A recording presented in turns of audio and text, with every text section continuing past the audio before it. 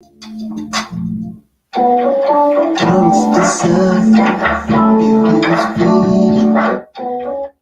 bad, y'all. Don't kill me, man. I'm just getting back on schedule, man. What's up, Craig English?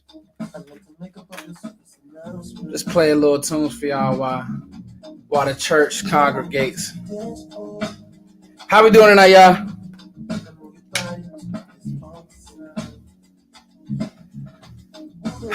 Man, life, Craig. Life. I actually been watching a lot of Trey Benson. I already ranked him, but just watching more of his film, just really digging into his film, and man. So we got a good one today. I feel good, man. I feel really good. We got a good one today. Some things I wrote down, kind of my thoughts.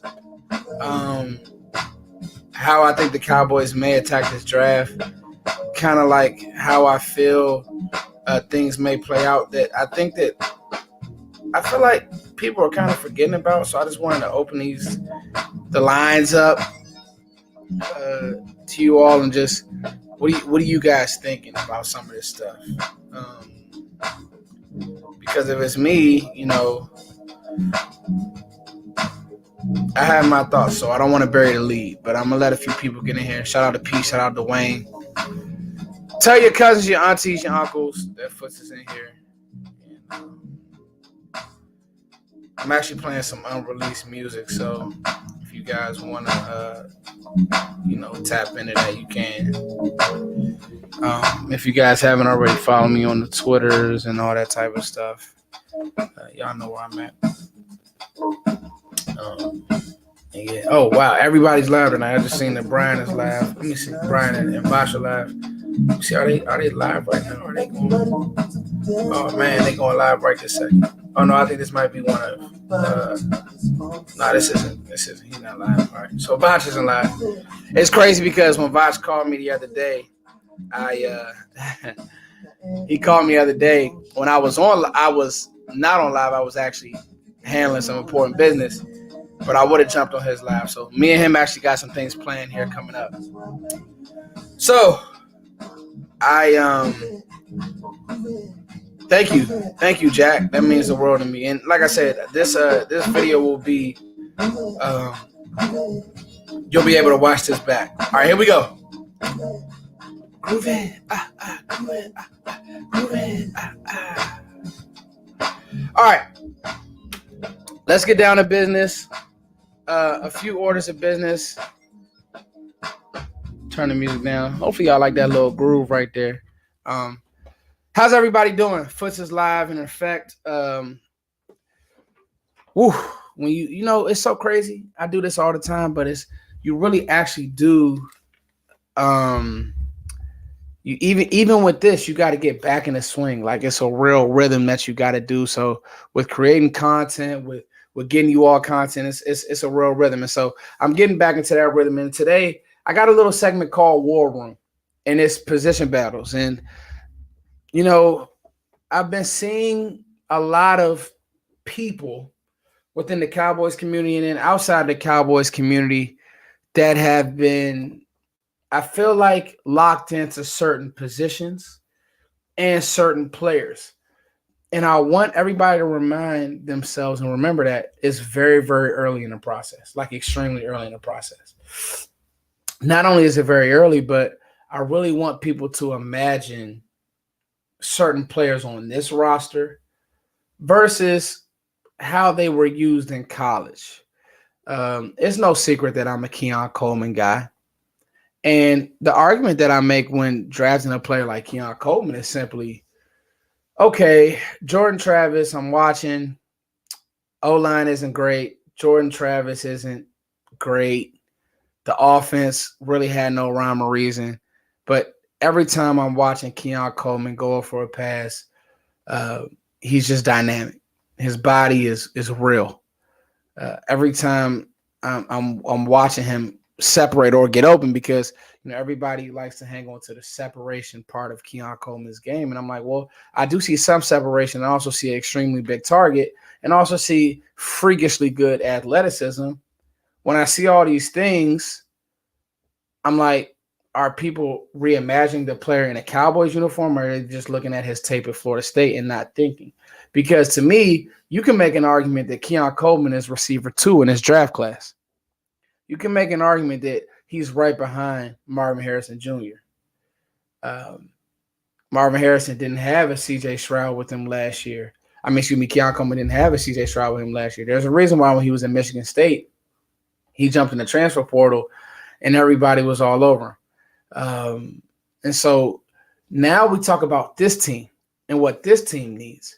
And I don't want to bury the lead, but you have a receiver in CeeDee Lamb who is flat out special top 5. But what's the harm in getting him help, real help? So that's kind of what the premise of the conversation will be. Now, I will say this. I started a topic today on Twitter that kind of, I won't say it went viral, but if you guys follow me, it kind of just got people talking. And it was, are we giving up on last year's draft class? And if so, why? And, to me, I think one thing that I think people have kind of forgotten about, for my money, is some of last year was some of these players were developmental guys. Let's just be honest. The Schoon pick floored everybody. It's Luke Schoonmaker. But I understand why McCarthy wanted to do it, because he wanted to play with more big personnels. He wanted a blocking somebody in Luke Schoonmaker. And I think that that's who Luke Schoonmaker is, and that's going to be his role in the league. And I think that there is a role for that. I just don't know if that should have been the pick at 2. And then obviously the Mazi Smith debacle. And, if you've been on Twitter or if you're, there's now, I guess, a TikTok going around that he sold something. I don't know. He sold some items that were in storage, just silly stuff. And so now there's that with Mazi. And obviously everybody felt like Mazi, his get off. I just had questions about what he was asked to do. I was very, very consistent on some of the ways that Dan Quinn chose to fit the run. So that leads me to think, what are you asking your D-line to do? So let's talk about D-line play, and then we'll talk about Mazi Smith, and then we'll transition to the question. Receiver versus tackle, which position should the Cowboys draft? And I'll give my reasoning for both, and then I'll ultimately give my conclusion on which position I think they should draft. But let's talk about last year's draft class and why this year's draft class just has to be different. Mazi Smith did not live up to standards. Do I think that he's a bust? Absolutely not. I want to say that. I want to be very clear. Mazi Smith did not live up to his standards of a first-round pick. Do I think he's a bust? Absolutely not. I think what happened with Mazi Smith is the weight loss was really, really questionable. And so Clarence Hill, quote, retweets me today, and it's like, well, the staff didn't ask him to lose weight. And so I do some research, and it's like, well, Mazi Smith was stressed. Okay. And I watched film, and all you see is, yes, there were a lot of times that Mazi Smith was slow off the ball. If you're a fan of the game and you're a fan of football, I don't think anybody's breaking news by saying that there were times that Mazi was slow off the ball. But I go back to his Michigan film, and to me, I don't think that the Cowboys and the coaching staff, and ultimately it falls on Mike McCarthy and Dan Quinn, did a good enough job of using that player to his strengths. It to me is just the truth. I don't think they did a good enough job of using him. I never forget during the press conferences, after they draft him and everybody's excited and there's flowers and there's cotton and there's candy, all you heard was, well, Mazi Smith, he has great get off. And Mazi Smith can get off the ball extremely fast, and Mozzie Smith, he has pass rush ability. Remember that? I mean, come on. Everybody who's in this chat is a draft somebody. Mozzie Smith has great get off, and Mozzie Smith has pass rush ability. And I'm thinking to myself, as the year's going on, and I'm watching us get gashed in the run game, certain games, San Francisco, Buffalo, and I realized the problem with our team was we had a D-line that was selfish, and we had a D-line that all they wanted to do was pass rush. Every single one of them. Minus maybe Jonathan Hankins, including Micah. Micah's in this too. None of these guys literally played the run how it was supposed to be played. It's like, cool, if we get a chance, if we can get there, cool. But very rarely did they say, our goal is to press, stack, peak, do these things that you have to do to be a good run-fitting team. The Arizona game, thank you, Gene. The Arizona game was facts, right? You're getting cracked. All these things are happening because your whole D line is literally flying upfield. So what that does is good OCs. I like Arizona's OC. They had some good run schemes. I like the way that they stressed the Eagles late in the year.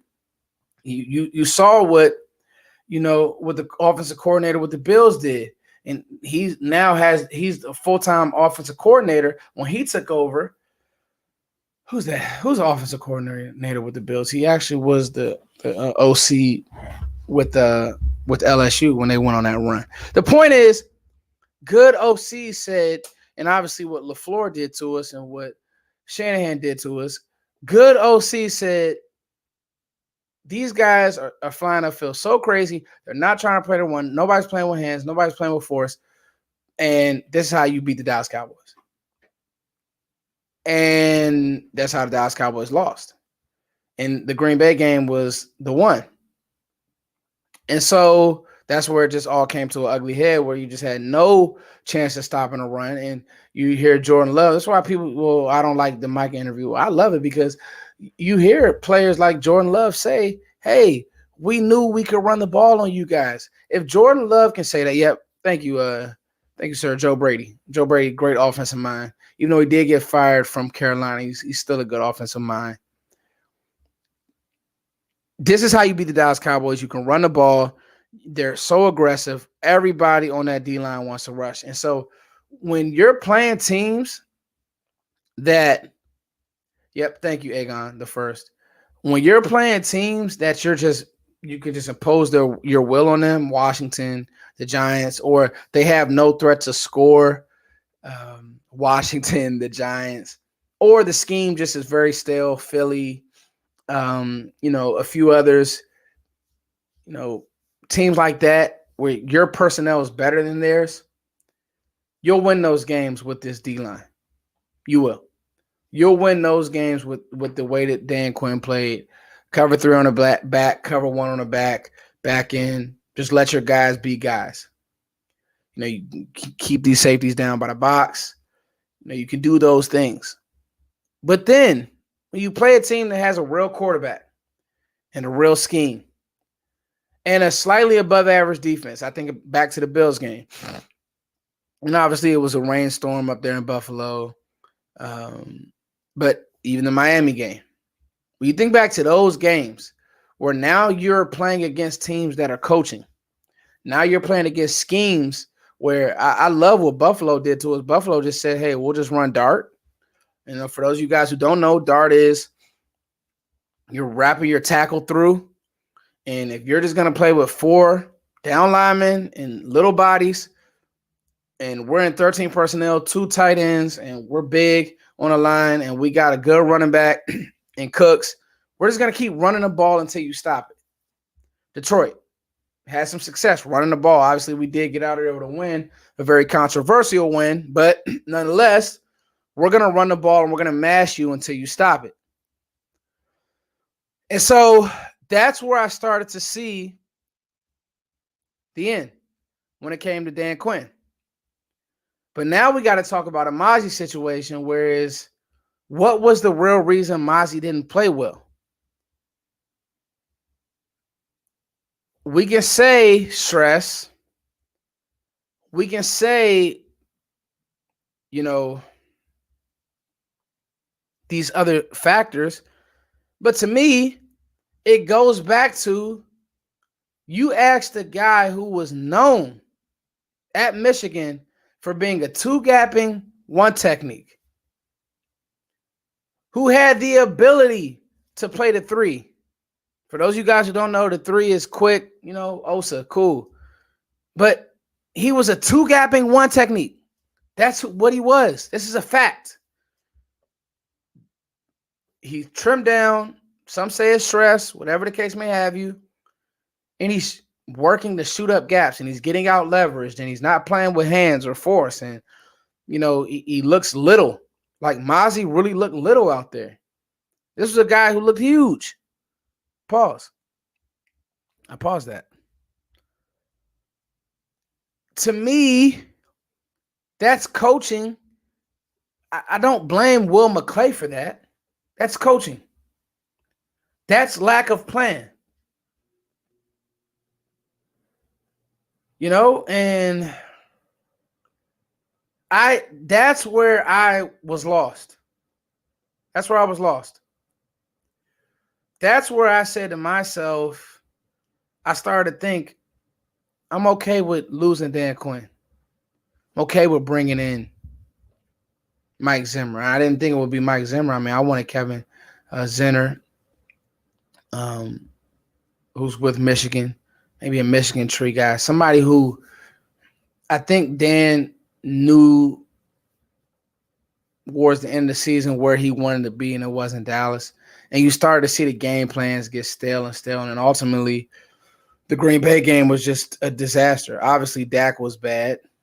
The offense was bad. But when you look at teams, I look at Baltimore. We don't even have to use the low-hanging fruit with Kansas City. I look at Baltimore. Baltimore had multiple chances because of their defense. Their defense went blow to blow with Kansas City. Obviously, Kansas City went up early, but then Baltimore stood pat. If that was Dallas versus Kansas City, it would have been 35-0 the way that Dan Quinn coached defense. He's up in the booth. He's nowhere to be found. And, listen, I did not like the way that Steve Wilks was handled in San Francisco. But I will give Shanahan credit for saying, Steve, you need to come down. You need to come fill these players. You need to talk to these players. You need to be out of the booth. Quinn's up in the booth. He's doing yoga. He's doing all this stuff. But at a point, these guys aren't playing good defense. At a point, Marquise Bell's a little too small to be in there. At a point, Damone Clark, I need you to fill.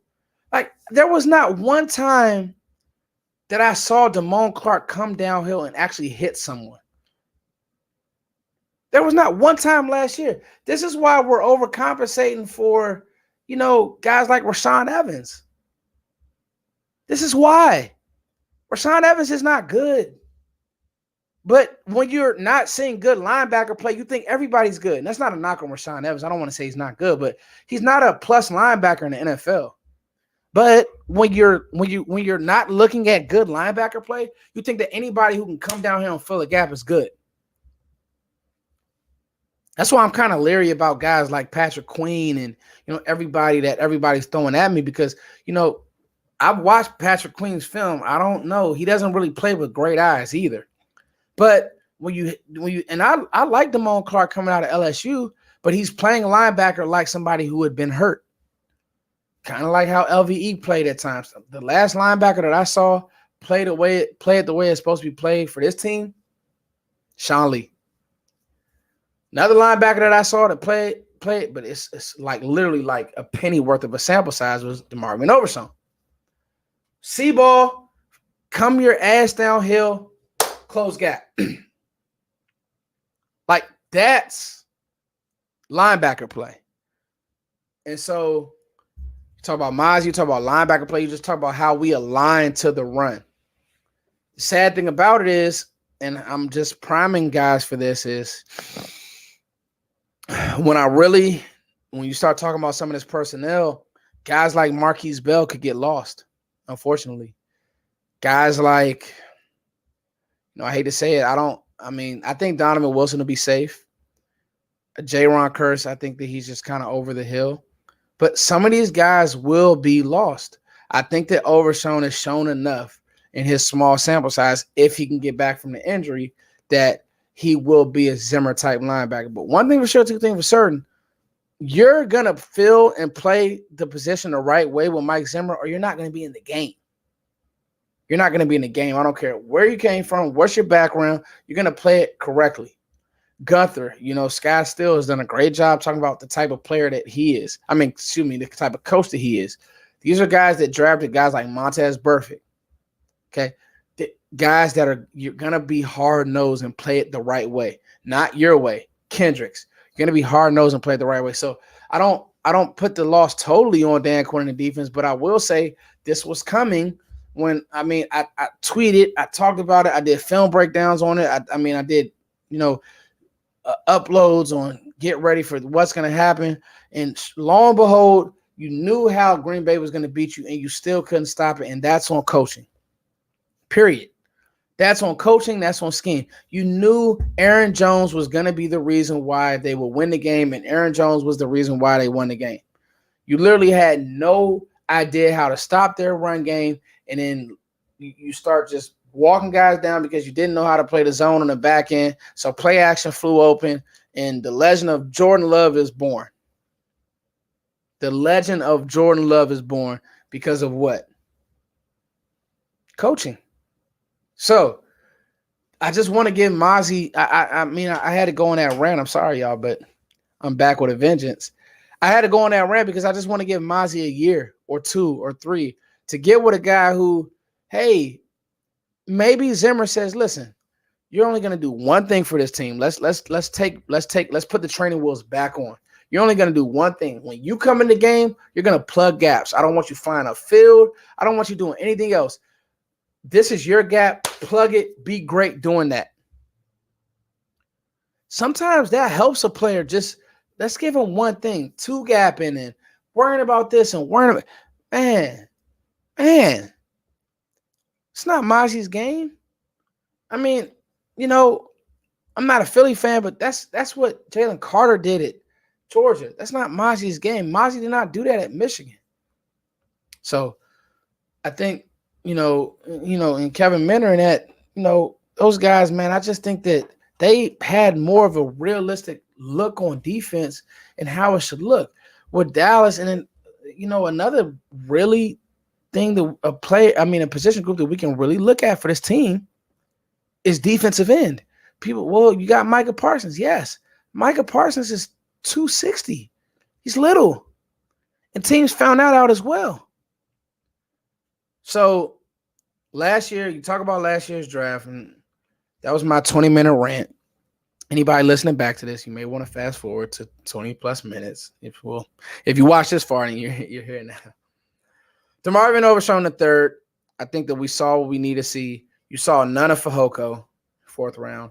Awesome Richards is somebody who I really like. The refs that I did see in the preseason really like Awesome Richards, but Cowboys fans want to draft another tackle. And I'm not mad at wanting to draft a tackle, but we need to talk about what type of tackles and we need to profile these players because all of these guys aren't day one ready. And this is what I'm going to speak on when we get to the point. When we get to the actual topic. Eric Scott saw absolutely no playing time. Deuce Vaughn saw absolutely no playing time. And Jalen Brooks has a lot of promise, but saw absolutely no playing time. Are we giving up on the Dallas Cowboys? I am not on that 2023 class. It doesn't look pretty because of how well you've done in the draft before, but I think some of this was McCarthy had his screw up with, I think that he maybe thought higher of Schoonmaker than who he is. And to be fair, I think that Schoonmaker showed more than Mazi, to be fair. At them boys, I did my linebackers rankings. So go, if anybody wants to know my thoughts on linebackers, running backs, which ones did I do, Marquise? Linebackers, running. I know King Marquise, he stayed locked in with me. Linebackers, running backs, and receivers. I've already got those 3 out the way. I got linemen, D linemen. I'm actually watching all the D linemen now. I'm sprinkled in with I've been watching like some Trey Benson. He's fire. I would love Dallas to draft Trey Benson in the second round. You need a back. So Trey Benson, Blake Corum, either one. Those are my two back cats, really. But I'm working on D-line, which is a need. It is a need. I don't know if I'm gonna jumble them together. I'm gonna do edge or interior D-line. Then I'll get back to offense. Then I'll get to corners, and then safeties, and then we'll be good to go. Schoolmaker did have some drops, but I like his vibe out there. I do. I mean, heck, your best two players from this class, quite frankly, when you look at it, might not even been drafted. And Hunter Lukey and didn't even play a snap this season. And DeMarvin Overshown. I am not giving up on Mazi Smith. But some of the things I hear, he's stressed. He lost weight for other reasons. I don't know if that's a good sign. That's for sure. I don't know if that's a good sign. I'll be completely honest with you. I don't know if that's a good sign that he was stressed and that's why he lost weight. So we just have to wait and see. But now that segues me into this draft class. In the 2024 draft, if you bomb like this, like if you get no return, well, it'll probably mean that Mike McCarthy's not on this team. He's not the coach for this team anymore. And it'll probably mean that everybody's out. You probably keep Will McClay just because of how well he's done in the draft. But to me, all in means I need guys who are here right now. To me, all in means pick 24, I'm plugging you in and you're ready to go. That's what all in means to me.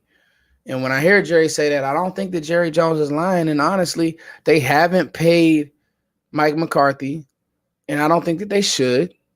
I think that he needs to have this lame duck year. I want him to feel a little bit of pressure. You know what happens when you feel a little bit of pressure? That means that you get on your coaches. You don't let Dan Quinn come with the same game plan and just ride out of town. You don't. Okay? So I'm glad that he feels a little bit of pressure. I am. I'm glad that he doesn't have a secure job. I think that Mike McCarthy's a good coach. Contrary to everybody else, I think that Mike McCarthy's a good coach. But I just, for the life of me, I don't know why he let Dan Quinn. It just really felt like, and I know that this is what Mike prefers. He likes guys who are former head coaches. So I'm pretty sure he just left him on that side of the building and let him. But the problem with that is Mike, you got to be able to say, hey, whoa, this looks crazy. And the Green Bay game looked awful. I mean, they're trying to run zone. Guys are running free. Guys had no idea what they're doing. Zimmer's going to fix all that. So just make no mistake about that. So when I look at the tackle position versus the receiver position, and this is our position battle, and which position group or which position should the Cowboys draft, I got to be honest with you. Let me make my points for both, and then we'll talk about it. Marvin Harrison Jr., Malik Neighbors, Rome Odunze, Keon Coleman, Troy Franklin, Brian Thomas. That's my ranking. I believe that's my ranking. It's somewhere around there. It's on the YouTube if you guys want to go check it out. To me, these guys are more impact. They're better players than the tackles. They are. Marvin Harrison Jr. is the best player in this draft. Historic receiver class. But because it's a historic receiver class, that doesn't mean that I look and wait to say, well, I can get a guy in the third round, because that's how you ended up with Jalen Tolbert, who Jalen Tolbert, to me, probably Tyler Boyd is his ceiling. That's not a bad player. I'm not hating on Jalen Tolbert anyway, but like for this team, and now we go back to all in. You want all in? You go get a guy.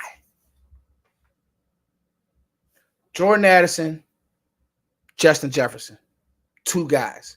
Mind you, Justin Jefferson has led the league in receiving by a long shot. Minnesota said that's not enough. That's what Minnesota said. That's not enough. Devontae Smith, drafted, I believe, top 10, went and traded for A.J. Brown. Eagles did. 2 guys. And their offense struggled because Jalen Hurts is not as good as Dak Prescott. Dak Prescott is better than Jalen Hurts. Dak Prescott's a top 10 quarterback in the NFL. You can win with a top 10 quarterback. I just watched Brock Purdy, who also has 2 guys.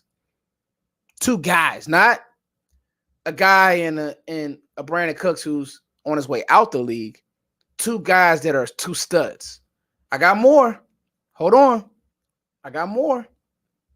I'm getting good. This is getting good, JC. What's up, JC? This is getting good to me. All right. Jamar Chase, T. Higgins. 2 guys. There's 2 guys. These are 2 guys. These are 2 hymns. You get what I'm putting down? San Francisco. For everybody who they how they feel about, Deebo Samuel, maybe his route running the best. You put the ball in Deebo Samuel's hands, it's a problem. He's a playmaker. He was that. I went back and watched. I was watching his rookie year when they played Kansas City, and he was doing the same thing. Playmaker, run after the catch guys. 2 guys. 2 guys. Right? Not 1, but 2. Okay? I'm not even mad at the Chargers for trying to draft another guy in Quentin Johnston to help Herbert out with Keenan Allen and Mike Williams. They just didn't hit on Johnston year 1, but they tried. My point is, I just gave you 5 teams, and healthy Joe Burrow with those weapons is the closest thing. They're probably the closest threat to Kansas City. There's only one Patrick Mahomes in the NFL. There's only one. Why not get CeeDee Lamb a guy? Why not get CeeDee Lamb a guy? Why not get CeeDee Lamb a true 2? I'm going to say it again. Why not get CeeDee Lamb a true 2? A true, now defenses have to choose. Because Jake Ferguson hit. Jake Ferguson is a hit. 700 plus yards. Maybe was it 800? 7, whatever it was for Fergie, he hit. So Fergie's one of those ones. I don't care who the running back is now. Now I have a true 2 receiver. True 2 receiver. It's not, can Keon Coleman play? It's, can Keon Coleman play with CeeDee Lamb? Because CeeDee Lamb's going to work the intermediate well. CeeDee Lamb can work the deep game well. CeeDee Lamb is a top 5 receiver in the NFL. Bar none. Bar freaking none. For my money, and I said this even when he was with Amari Cooper, CeeDee Lamb is a top 3 receiver. It's him, Justin Jefferson. This is to me, him, Justin Jefferson, Tyreek Hill. If you're talking about the whole shebang, run after the catch, deep ball ability, tracking ability, route running, like no holes in their game. It's CeeDee Lamb, it's Tyreek Hill, it's Justin Jefferson. CeeDee proved it this year. When I look at where the Cowboys will be drafting at 24, people are going to overthink Keon Coleman. Rome Odunze, I got news for y'all. He's going to go top 10. He won't get past, he's going to run for the combine, probably drop 40 inches. So that's done. Malik Neighbors is probably going to do the same. And we know Marvin Harrison Jr. So those 3 don't get out of the top 15. This is what we got around pick 24. Keon Coleman, because Separation is not the issue. You got to remember, CeeDee Lamb fell because of some of these same separation or people just overthinking the pick, and that's where you start drafting guys like Ruggs and just guys where you're just overthinking the pick. You have guys like Keon Coleman. You have guys like Troy Franklin. You have guys like Brian Thomas. I was one of the first on my Foot's favorites, was one of the first people to really show Brian Thomas a lot of love. But, I mean, as I got through the film, I'm not ready to say that Brian Thomas is a better player than Keon Coleman.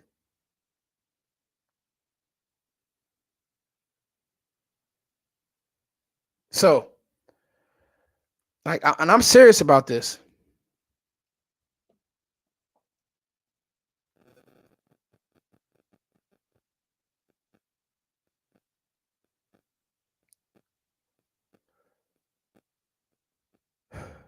So when I think about it and I'm looking at the film, I'm saying to myself, I just don't like the O-line narrative. Now,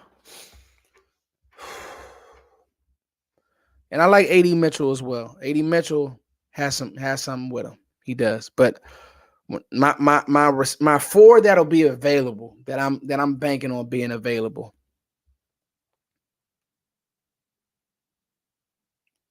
My four that I'm banking on being available: Keon Coleman, Troy Franklin, Brian Thomas Jr. Out of those three, pick your poison. Now, one thing that will go untalked about with Troy Franklin, and that'll be a talking point. And it just bothers me with scouts because it's almost like they forget to watch football, right?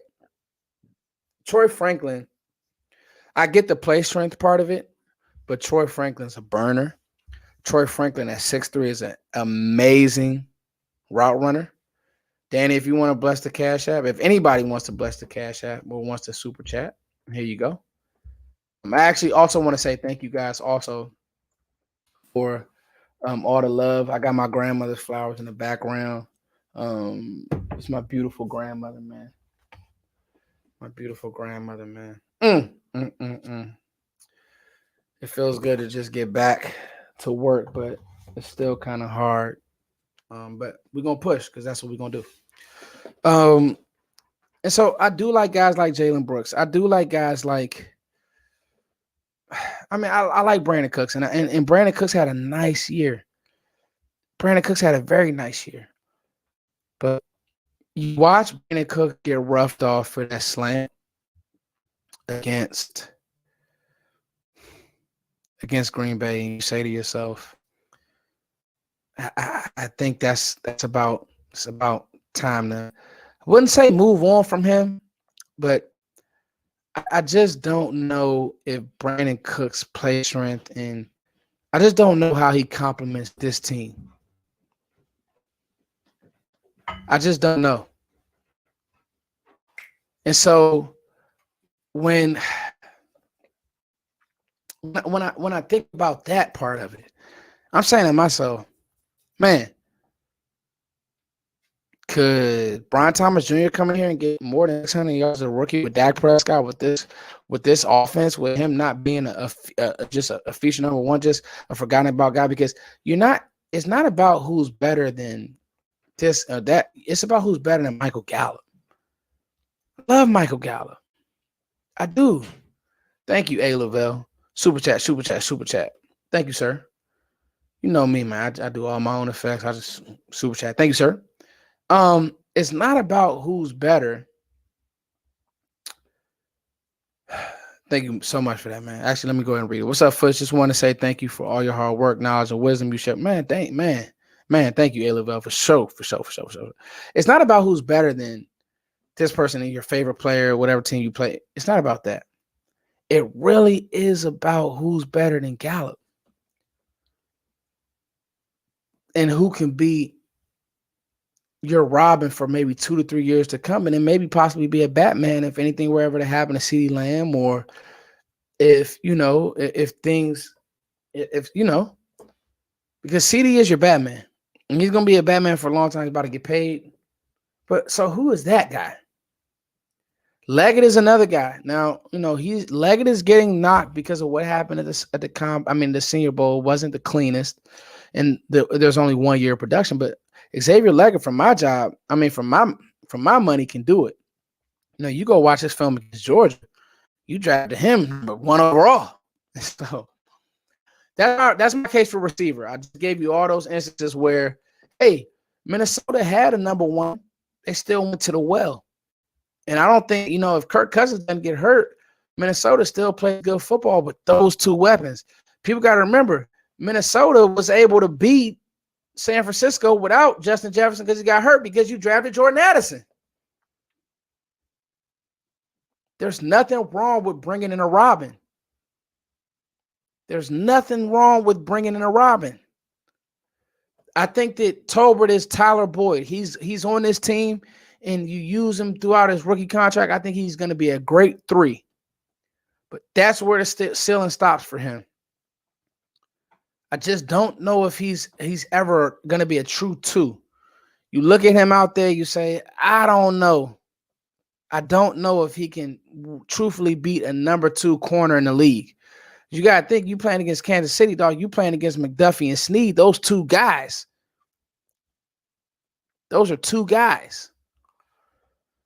So anyway, when I look at that, that's what I say. That's what when it comes to the receiver argument. Now let's talk about the lineman argument, because there's an argument to be had. Let's talk about the lineman argument. So, when I watched this Cowboys team, there wasn't really one game outside of maybe Detroit. The pressures were bad for Steele. And then obviously the Dolphins game, I said the pressures got kind of goofy. Outside of that, San Fran was scheme. Green Bay didn't really get pressure on you. Green Bay just outcoached you and just smoked you. And can y'all think of a game where pressure or like your O-line was so bad that you're just like, man, it just wasn't good enough? Can anybody think of a game? Because I'll be honest, I can't. There's not one game that I said that last year that I said this O-line is completely horrible. There's not one game. Now, everybody's going to talk about Tyler Biadasz, and I'm with you. If you want a bigger center, I'm not mad at you, because Tyler Biadasz he has, to me, overachieved. But I think that people would say that they want more, and that's fine. But can anybody here, by a show of hands, congregation, church, by a show of hands, can anybody tell me what game that outside of the Dolphins game still was goofy in the Dolphins game? And you can go Philly, because Philly has a great D-line. Don't know how great it'll be moving forward, because, those guys kind of wore down towards the end of the year. What game did you say the offensive line was just awful? Can anybody tell me that? Maybe it wasn't the best, but I got news for y'all. This was a top 10 line ranking-wise all year. Just so we clear. Just so we're clear. And so my point is, let's talk about tackle and let's talk about center. 2 positions that everybody is, those are the 2 polarizing positions. Everybody wants JPJ. Everybody wants who are the offensive linemen that you guys want? Go ahead, shoot it out in the chat, because I've seen Cowboys fans want Fuaga. I've seen Cowboys fans want JC Latham. I have my pet. I have 2 pet cats that I want at tackle. But I got to be with Scott Nature. I don't want another first round doggone lineman. I'm not window dressing my board. I really don't think that this offensive line is bad. Some of it's scheme, but for the life of me, I just don't think that this offensive line is bad. Now, I'm gonna type in the chat my 3 that around 24 I would do a backflip if these 3 guys were here. Um but again, because I know that the top 2. So the 2 that are gonna go, we all know Joe Walt and Fashanu are gonna go. That's how the draft slots. Those 2 are going 1 and 2. And just flip a coin. Fuaga probably go 3. And so when it comes to tackles, let me just do my tackles. Because I'll be honest with y'all. Let me go ahead and type it in. These are my 3 guys.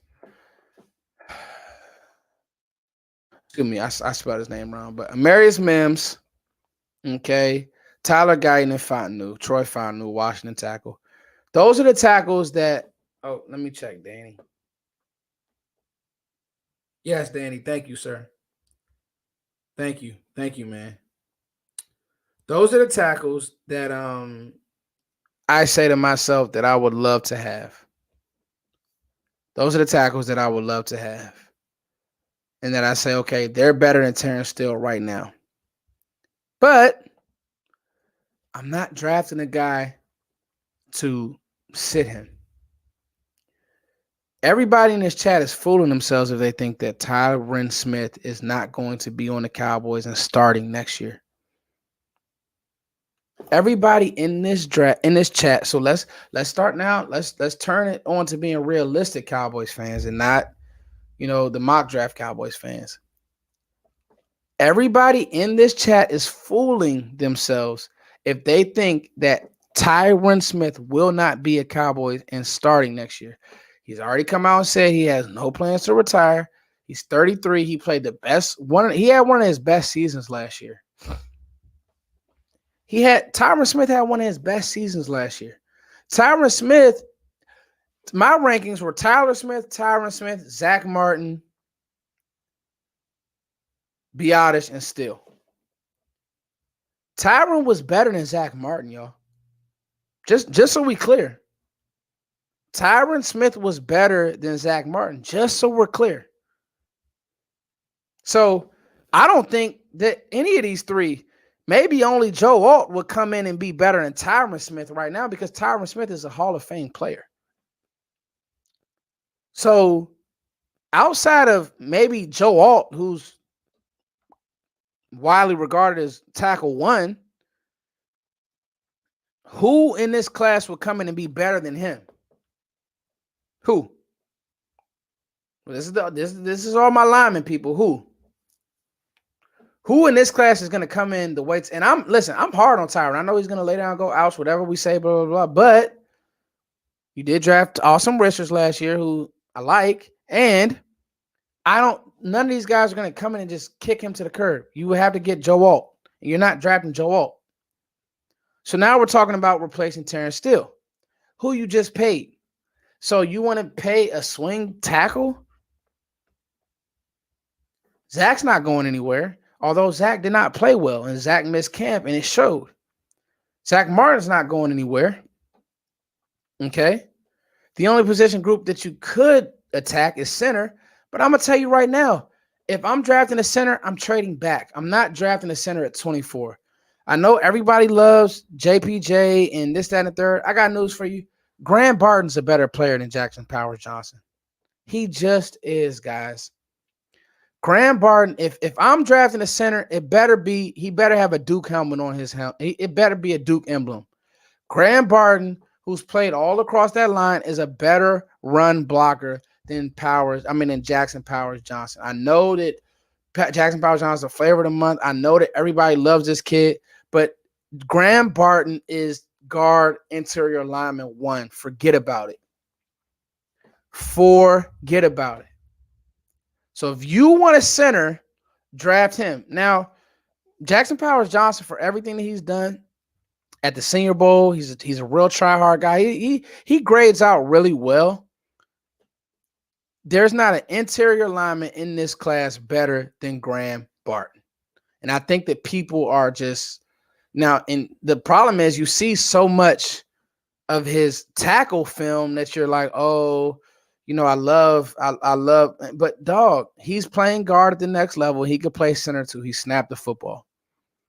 There's guys like Zach Zinter, who's nobody's talking about, but played on the best offensive line in football at Michigan, who got hurt.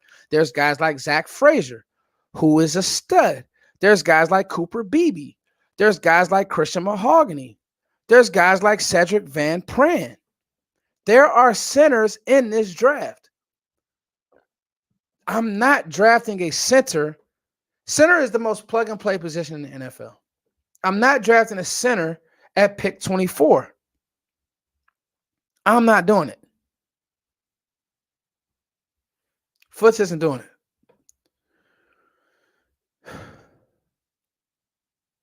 And so I'm not drafting center. Now, tackle, we could talk about tackle because tackle is your, you got to keep your blind side of your quarterback clean. Dak Prescott's going to be the quarterback. You need to keep him clean. But the question would have to be, so what everybody here is telling me is they're done with Terrence Steele. That's what Cowboys fans are telling me, that they are done with Terrence Steele.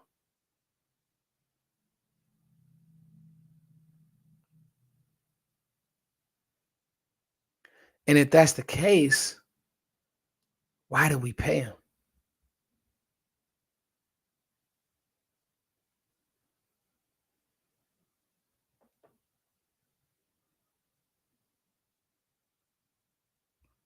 If that's the case, why did we pay Terrence Steele? That's my only question. Why did we pay Terrence Steele?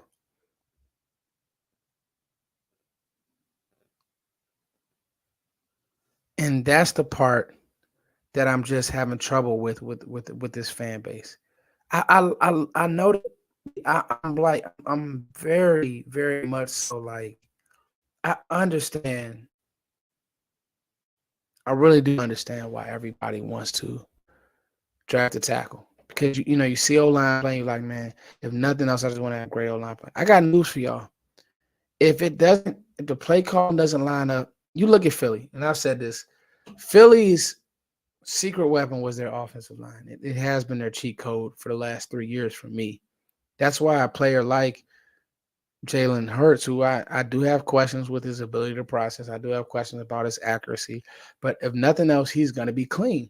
But guess what? The scheme sucks so bad with the best center in the league, 2 bookend tackles, a great guard, 2 great guards, that the offensive line was null and void, and 2 great receivers.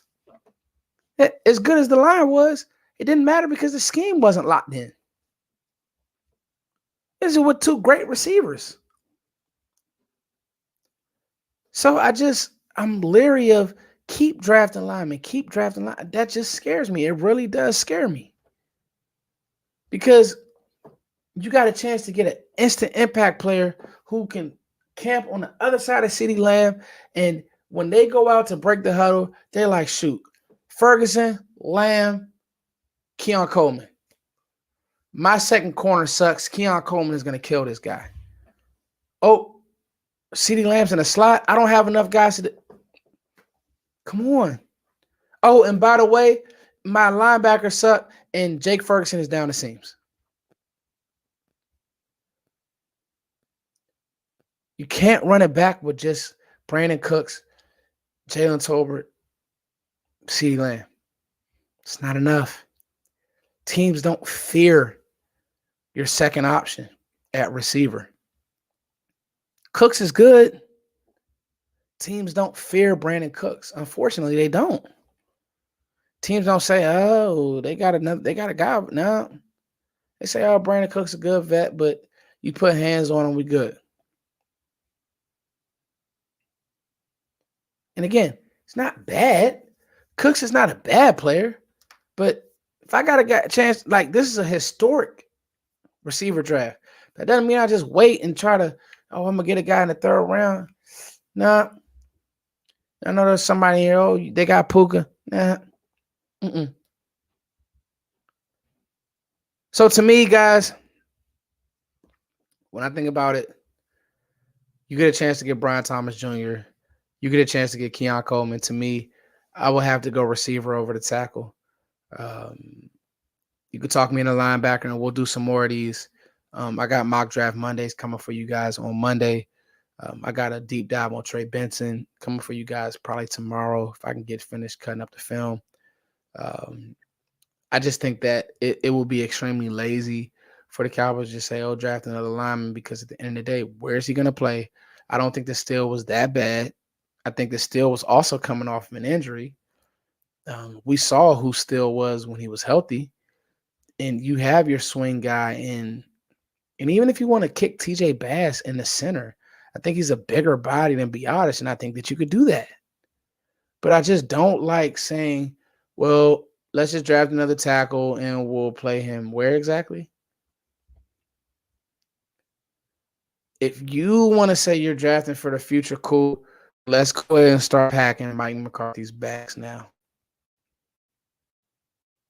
Because to me, it just doesn't make sense. So it's your boy Fuss, guys. As always, thank you guys for liking, sharing, subscribing, making sure you guys send this around. Thank you for all the super chats. Let me make sure I read them. JC, thank you so much. Mims makes a lot of sense. Jake Jones. And then A. Lavelle, thank you, man.